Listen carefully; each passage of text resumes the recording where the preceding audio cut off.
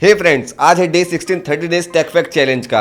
आज हम बात करने वाले हैं हार्ड डिस्क के बारे में। फ्रेंड्स, आज हम हमारे फ़ोन में 128 GB 256 GB मोबाइल में लेके चलते हैं, लेकिन क्या आपको पता है जब हार्ड डिस्क लॉन्च हुआ था तभी उसके लिए पूरा एक ट्रक लगता था।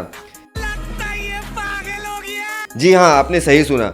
इन द ईयर ऑफ 1980 में IBM ने 1 GB हार्ड डिस्क बनाई थी जिसका वेट था 500 kg, मतलब एक फोटो के लिए पूरा फ्रिज जैसा हार्ड डिस्क लेके जाओ। फ्रेंड्स, टेक कितना आगे बढ़ गया है ना। ऐसे ही इन्फॉर्मेटिव वीडियो के लिए चैनल को फॉलो करके रख लो एंड शेयर करते रहो अपने उन दोस्तों के साथ जिसको टेक और टेक फैक्ट जानने में इंटरेस्ट है।